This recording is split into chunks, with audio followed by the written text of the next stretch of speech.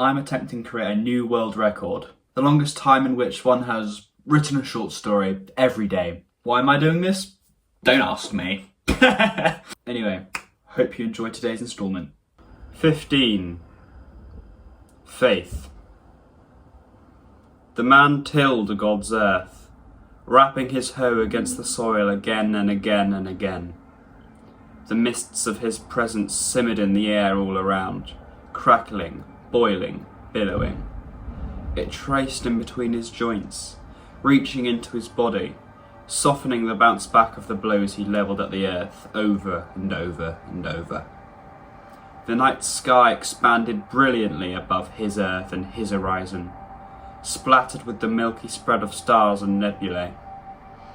It overlooked an equally sprawling expanse of flat earth, suspended and spinning, disc-like, directionlessly, at the centre of the universe. It was a great expanse of mountains, valleys and plains, all of the same kind of green, the same kind of vision, the same kind of flesh. The nature of this existence did not matter to the man, nor was the description he attributed to it entirely accurate. However, pensive and sober in mood, he merely hacked away at the earth, tilling it, giving in to the warmth of servitude to the God hanging around him in the air, the soil, the stone, over and over and over again, displacing the soil, to make way for the beauty God would surely conjure in its place. This was his stewardship, his role in cultivating and protecting the world from the evils of insubordination, chaos and disorder. He was to till God's earth, to rap his hoe against the dirt, and let God do the rest. Nothing more, nothing less. That was all he needed. However, in the moments that he blinked, just before his eyelids would settle upon one another, echoes of another reality replaced the grass beneath him. The man shook his head, vigorously, frantically, dropping his hoe to the ground.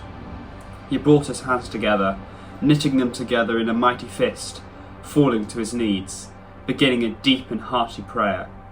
He whispered to the Lord all around for forgiveness, for hesitating, for not living up to his best, and in that moment the mist lifted him up, reassuring him, absolving him.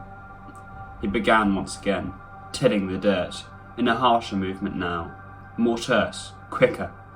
A sweat dragged against his nape, filled his eyebrows, and the repetitive slamming of his heart grew louder with it.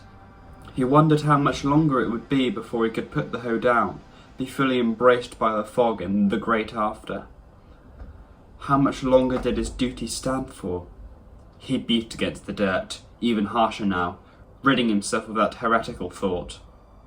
He blinked again, and the visage of that darker, murkier reality returned for a micro-instant. He fell to his knees, bellowing a sharp and hoarse wail into the night. He trembled, fear overwhelming his senses. His hands slammed together once again, his grip tightening harder than ever, to pray. Or was it to remain anchored to this reality? He groaned another terrified protest, slamming that fist against his head, again and again and again. And when he opened his eyes, he was there no longer. The warmth of his presence had dissipated, the promise of the great after had vanished, and here he was, surrounded by the pure and utter darkness of his bedchambers, his wife cowering in the corner. He looked over at her, his maddened, wild, angry confusion filling him slowly, surely, like water from a tap slowly filling a glass. No, he still had God's will to carry out, his vision for the most beautiful, true world, the world he must lay out for him, at all expense. He began his march towards the woman.